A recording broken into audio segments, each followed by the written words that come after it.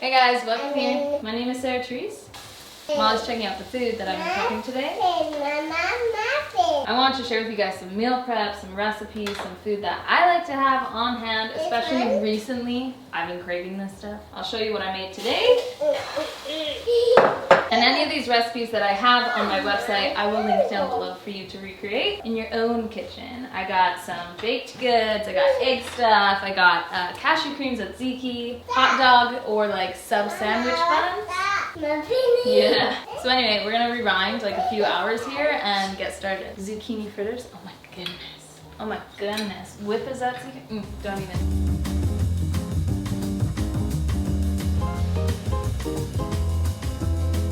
We are a huge sauerkraut family, and the shock and horror that went through the home when we realized we were out of sauerkraut and did not have another batch going, it was wild.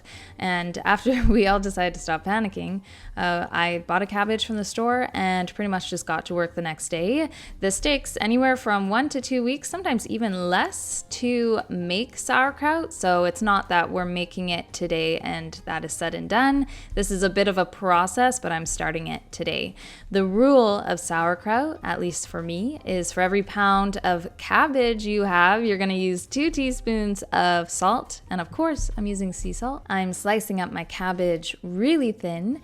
If you think that you need a little bit more brine, there's always ways you can create more brine, but I find if I really kind of go and chop at the core, at least a little bit. I don't like having too much core in my sauerkraut, to be honest, but the core does hold quite a bit of that water you will use, and it will create a fermented vinegar type of brine over time. So I'm slicing up my cabbage really thin. I am weighing it as I go along, and I had, I think, about 2 pounds maybe of cabbage here.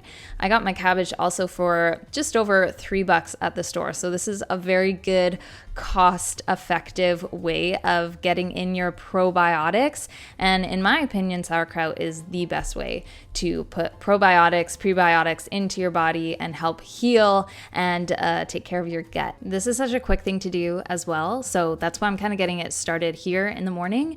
But once the cabbage and sea salt are together, you're going to take your hands and just kind of squeeze the cabbage. It's going to, with the salt, with that pressure, it's going to help release some of the juices inside the cabbage. I'm going to cover it for the next little bit, and then I'm going to get started on some juicing. I'm going to juice some carrots here. I will be putting my sauerkraut recipe as well as a bunch of others on my website. If it's not in the description box yet, just check back in a little bit here, or you can subscribe to my website and I can send those recipes right to your inbox as soon as they are written out and live. I have my carrots. This is something I do every single week. Carrot juice for me is amazing because as a fair-skinned individual, it really protects my skin from the sun. I already use SPF every single day and I have for years, but this is just an extra thing I can do. Plus, I get a natural glow. A lot of people will say that carrots turns their skin orange. If I have a cup of carrot juice every single day, I do notice that my skin is not turning orange, but it is getting some vibrance and color to it. I like drinking carrot juice with a straw because I know it can stain your teeth, and I do not like the taste of carrots. Believe it or not, carrots is my least favorite food, has been since I was a child. They taste like dirt to me. Everyone tells me they taste sweet, and I don't understand what this means. I've tried so many different carrots, organic ones, little carrots, homegrown carrots, carrots covered in dirt that you literally just took out of the ground. I've tried purple carrots, yellow carrots, and they're all the same to me. I'm not a huge root vegetable person, I guess. But honestly, becoming an adult, to me, in a lot of ways, means eating things that are good for you, even though you don't like them. So for me, that's carrot juice. I drink it with apple juice. Recently, I've been having it with orange juice from a lot of recommendations on my Instagram. And I also want to try it with orange juice and mint because that sounds really good. I'm also super low in iron, so I do my iron supplement with a carrot juice because it has vitamin C and any sort of other sweet juice to kind of offset that dirty carrot taste that I seem to get. I do have some ginger cubes that I'm putting into my carrot juice because ginger is amazing again for your gut. And these are all done. I use a Huron America juicer, I think it's called. I've used it for years. It's really great. If you don't like the taste of a certain type of vegetable, juicing is a great way to go. Of course, you're not going to get all the health benefits. There's certain fibers that obviously get taken out when you are juicing, but I mean, it's better than nothing. And I really like it. I'm squishing my sauerkraut with a marble rolling pin, and now I'm getting started on my blueberry bagels.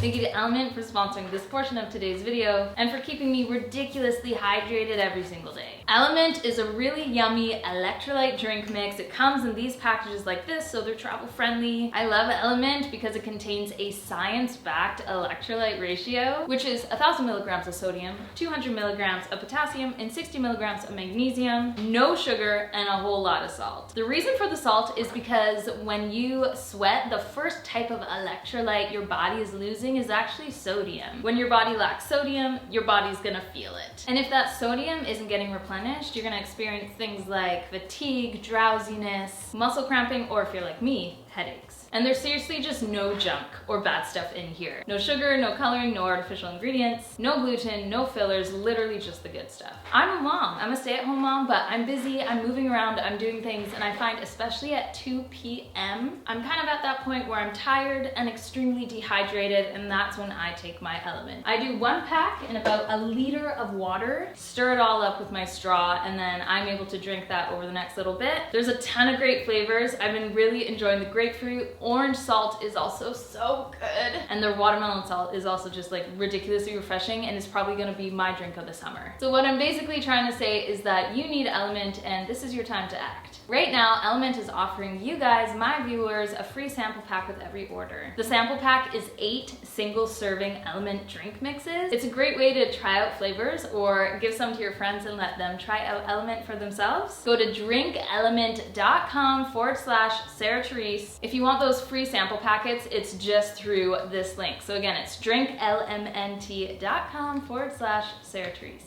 This is a recipe that I'm figuring out because as soon as you add a fruit to a bread or dough, it's going to change the texture immensely than if you didn't put it in. So this is something I'm still working on, but wow, these tasted really good. I did like the texture, but there's a few things I still need to perfect. Me and my husband and my kids are huge bread people. I make all my own bread at home because it's a lot more affordable. It's a lot better for you, and I use the wonder of sourdough. So most of the items that I make are fermented or with the use of discard. This again is really good for your gut, and I like the taste of sourdough so much. I also really enjoy just having things that I can easily grab, heat up or toast and then give to my kids. Bagels is one of those things, and we go through these like crazy through the week. So I'm going to boil my bagels in some brown sugar water. My kids are very small. I mean, I have 5 kids from the ages of 1 to 8, and I find if I make bagels that are too rough on the outside, too tough, they can't chew them. So the way that I try to counteract that is just by boiling them less. Sometimes they're only in the water for 20 to 30 seconds, and I find it just creates a much softer, more gentle crust. I'm gonna let those bake, and we're moving on to my sauerkraut again. I find every little bit, whenever I have some time, I'm just going to squish it and press it until I notice the juice really coming through. The juice in the cabbage is the brine itself. There are ways you can make sauerkraut brine, but if you just use the stuff right from the cabbage, it's great. I'm going to fill my jars up just over halfway. I want to press the sauerkraut down. I am using an ice cream scoop. A lot of people use a stamper. Maybe I'll get that one day, but an ice cream scoop is great. It works so well, and It scoops ice cream too. It doesn't just press down your sauerkraut. The reason we press it down under the brine is to reduce molding, because we keep this at room temperature, ferment it at room temperature, and I put the saran wrap in to try to ensure that the sauerkraut stays under that brine. You can use weights, you can use a bunch of different things, but I find this works really well for us. My bagels are done. I'm putting them to the side, and I'm gonna get started on some kind of hot dog sub hoagie buns. These are great not only just for hot dogs, but we like making hoagies with them, or some sort of a grilled or baked sub sandwich. They are delicious. I have this recipe on my website. It's pretty much my burger recipe, but it is just formed into more like little loaves of bread versus round buns. My bagels are still cooling, but we were excited and I had to slice into them, and they look really, really good. I use fresh blueberries in this recipe too, and I'm excited. I need to do a little bit more testing though.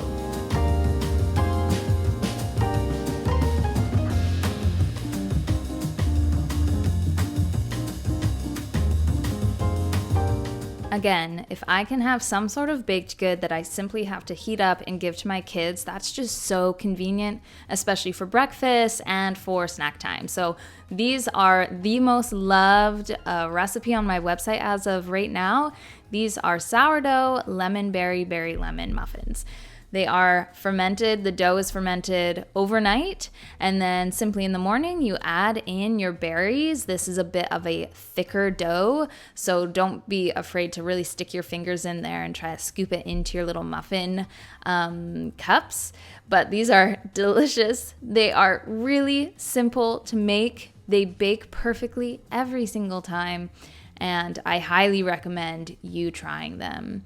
So while those are baking, and if you're curious, the reason why I stagger out my muffin cups is to help just the heat to work its way through all the muffins. If it's too full, my muffin tray, I find that my muffins don't puff up in the same way. So I want that heat to be well distributed. So that's why I do that.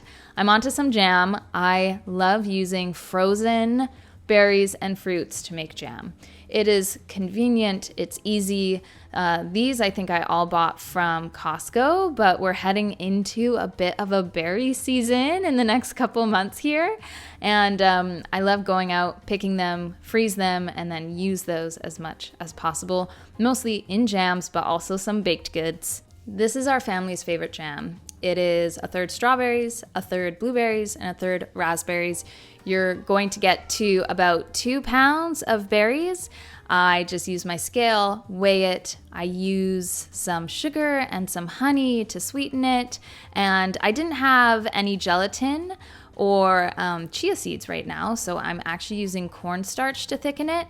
If you're patient, you can always just let this sit, the berries in themselves, with some lemon juice that helps to preserve it and add flavor, and you can just let it sit and boil until a bunch of the water is evaporated. I feel like I'm on a little bit of a deadline and I'm just really trying to get things done, so I'm adding in some cornstarch to thicken. I'm going to use my hand blender to really smooth this jam out. I let it cool for a little bit because I don't want it to shock my jars and make them shatter. But I'm going to pour it into my jars, and then these are going to cool without a lid on, and later I will put the lids on and put them in the fridge. I have talked about meal prep before. I've shared some things with you guys, and I get comments saying I could never do that. I don't have time to do that. And the reason that I do this is that in a single day out of my week, I do have time to do this because it frees up all the other time in my other days. So that's why I meal prep. It just takes a little bit of the weight off of all the other days in the week. Every day also looks different. Every week looks different. Meal prep is sometimes way heavier than this. Sometimes it's way less than this. I'm also still pretty much making things typically every single day, but this just, again, it takes a load off of what I have to do on a daily basis, and I love this. This is therapeutic for me. This is fun for me. It changes every single week, and I find it to be very enjoyable. So I brushed my buns with some melted butter. Those are going in the oven. And while that's happening, I'm going to get started on some cashew cream and cashew cream tzatziki. Again, this is on my website. This is so good. If you are a dairy-free person, if you have kids that are very sensitive to dairy, this is such a great way to go. I am soaking cashews, or last night I soaked cashews. I covered them, let them sit at room temperature overnight. You can also stick them in the fridge if you want. And then I'm going to drain them, rinse them, and put them into my blender with some water. This creates a neutral tasting cream that is not flavor forward at all. So I can't stand things like coconut and such, especially when it comes to a savory dish, because I find it's just too heavy of a flavor, that coconut, and I'm not a huge coconut fan anyways. Cashew cream is very good at complementing the dish that it's in. As soon as my buns come out of the oven, I brush them with butter and cover them with a towel to further soften the crust, and then I'm gonna get back to this cashew cream tzatziki. So I took out some of the cashew cream, put it in a jar, and that'll be for things like marinades, extra sauces, salad dressing, things like that. That's just kind of a nice creamy base to have. And then I'll work on the tzatziki. We're adding in garlic, lemon juice, dill. I also need to grate up some cucumber. You can use any cucumber you want, as long as it doesn't have a thick skin. Keep that skin on. I'm gonna grate it. And then in order to remove some of the juice, I need to sprinkle it with quite a bit of salt. That is going to sit. The juice and the water from the cucumber is going to start to come out because of the salt drawing it out. And I'm going to get started on some egg bites. These are so great. These are just, again, it's simple to make. It's a quick heat up, and it's nutritious, and the kids really enjoy these. So I have a bunch of eggs in there. I'm going to add in some cheese. We like goat cheese for the flavor, and it's also without any lactose, so it doesn't bother my belly. I'm also adding in spinach, sun-dried tomatoes. I had some frozen onion and peppers I want to put in there. I have some local sandwich meat too that I'm breaking up and putting into the blender. This is pretty much a blender breakfast. I did a video all about blender breakfasts, and I'm pretty sure I featured this recipe in that video. I will link it down below because it's a good one and it could save you on those really busy mornings. So once it's blended, you're gonna put it into a bowl. The reason I do this and don't keep it in a blender is because you really kind of have to dig deep for some of the heavier items that fall into the egg mixture. I find the ham falls, the onion falls, so using this kind of a cup scooping system works well. These are miniature silicone muffin molds. I like doing small ones because, again, they're egg bites. I also find they heat up better. I find they're easier to give out to the kids. And now for the tzatziki. Once the cucumber and the sea salt has set for about 20-25 minutes, you are going to squeeze it out as best as you can. You really don't want any juice in there because it can water down your mixture. But take it out from the cloth, put it into your cream. I added green onion in here too, and sea salt, a little bit of mustard. It is such a wonderful flavor. I've had some of my friends actually say they prefer a cashew cream tzatziki over using the traditional sour cream and or yogurt. So if that doesn't say something, I don't know what will. I am going to grate some zucchini here because I wanted to have one of my favorite foods over this week for an easy lunch.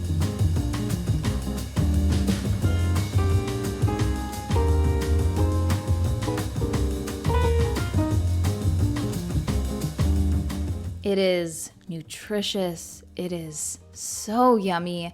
These I grew up with. My mom made these, and the more I have them, the more I can't stop having them. They're great. So you're gonna take eggs as your base, add in some feta. I use goat feta. I'm adding in some spices and herbs, sea salt, pepper, basil. You can use parsley as well if you have fresh parsley. I do recommend for some of the main herbs for them to be freshly chopped, but of course put in some dry ones. I'm still doing that as well.